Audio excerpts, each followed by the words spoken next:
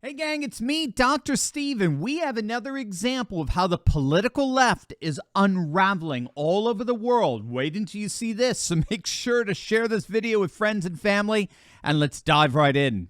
Over the weekend, video emerged showing a number of Muslim students effectively shouting down and shutting down an LGBT pride event in the nation of Belgium.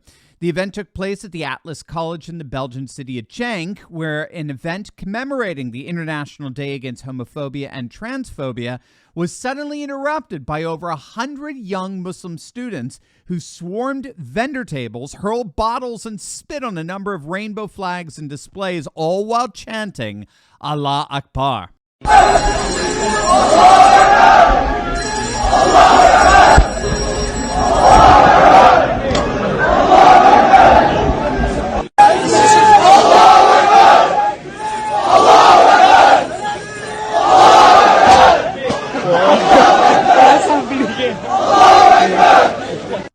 Now, as you could see from the video footage, teachers and staff were powerless to stop the students from disrupting the LGBT event. It was reported that as soon as class bells rang, most of the students ended up returning to class, and the situation did, in fact, quickly de-escalate, but not before a very clear message was sent. LGBT activism is not in the least compatible with Islam, as far as these Muslim students were concerned. You could have one, you can have the other, but you're not going to have both. Now, if you don't know, Belgium as a nation has changed dramatically over the last decade. Officials there, for whatever reason, have been on the forefront of the European left's open borders policies. Not only is a third of Belgium foreign-born, but in Brussels, Belgians are actually the minority by far. 80% of the population there is foreign-born. And in the midst of this surge in migration over the last decade, the number one foreign group to relocate to Belgium have been Moroccans, who are overwhelmingly Muslim, 99%. In fact, one report claimed that the most popular baby name in Brussels right now is Mohammed. According to the Rare Foundation, the most popular names for male babies in over a dozen municipalities throughout Brussels are all Islamic. But now we're beginning to see what happens when the open borders policies of left-wing politicians coincides with their equal commitment to liberal lifestyle values and LGBT activism. You may remember we saw something very similar some months back in an explosive local school board meeting in the city of Dearborn, Michigan. Dearborn happens to be one of the most densely Muslim populated areas in the United States, and this is the scene of what happened when these parents got word that books involving explicit LGBT content were being given to their kids. This was the result. Vote them out! Vote them out! Vote them out! Vote them out! Vote them out! Vote them out! Vote them out! Vote them out! Vote them out! Vote them out! Vote them out! Vote them out! Vote them out! Vote them out! Now keep in mind, this is happening in one of the bluest of blue districts in the nation. Dearborn votes 70% Democrat. And this district that votes 70% Democrat is rising up and pushing back against one of the major constituencies of the Democratic Party, which, of course, in this case happens to be the LGBT community. So what's happening here? Well, what's going on is we're seeing nothing less than the unraveling of the political left.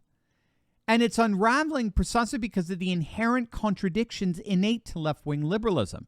And I'm going to show you exactly how. But first, gang, you know that corrupt politicians like Nancy Pelosi and establishment senators have been using their security clearances and exclusive knowledge to their advantage in the market for decades now. They know when sales are up. They know when earnings are going to be. They know what legislation's coming out. They know the incoming Fed changes and a host of other inside baseball tips that gives them an unfair advantage when picking stocks. When these bigwigs make moves, odds are they know something. And thanks to a little-known SEC database, guess what?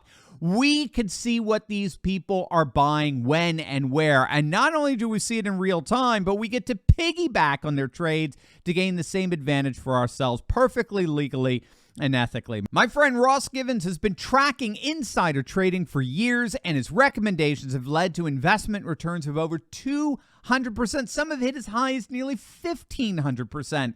And according to him, there's simply no better way to beat the market. And now it's your turn. Click on that link below right now and learn how you too can learn to trade like Pelosi. Click on that link and learn how to gain an insider advantage for yourself today. To understand why the modern left is unraveling, we have to understand cultural Marxism and its radical internal flaws. Cultural Marxism deliberately attempts to bifurcate Western society into two groups of people, a victimizer group and a victim group, an oppressor group and an oppressed group. The oppressor group is assumed to be monolithic, so in our case, that oppressor group is white male Christians. The oppressed group is a coalition of minorities who together ultimately create a majority of minorities, as it were, whose ultimate goal is to overthrow the majority in terms of who has ultimate political power. So, in the short term, this is why left-wing liberals try to embrace both LGBT rights on the one hand and special treatment and favored status for Muslims on the other. In the ideology of cultural Marxism, both the LGBT community and the Muslim community are the recipients historically of repression and discrimination in the West. So the cultural Marxist ends up embracing two fundamentally different communities built on fundamentally different moral systems and commitments. One is characterized by traditional religiosity, while the other is characterized by secular lifestyles. But they're both united by virtue of their shared identity as supposedly oppressed victims. So here's the key. What happens when both groups start to achieve numerical and political power? What happens? What happens is when liberalism is successful, both the minority oppressed groups end up achieving some pretty impressive political power. But then what happens? What happens is they stop being oppressed. They stop seeing themselves as oppressed. And the moment they stop seeing themselves as oppressed, they lose their common identity. And once they lose their common identity, their natural animosity towards one another takes over. And that's exactly what we saw in Belgium and in Dearborn and a host of other areas around the world. In other words, the more successful liberalism is in achieving its goals, the more rapidly it unravels and implodes in on itself. Make no mistake. It may seem like liberalism is winning all over the world, but given its inherent futilities, all that means is liberalism loses all the sooner. As always, make sure to smack that bell and subscribe button. You will definitely want to check out my latest video on the first major historian giving his prediction on who will win in 2024. You're not going to want to miss it, so make sure to click on that link, and I'll see you over there. God bless.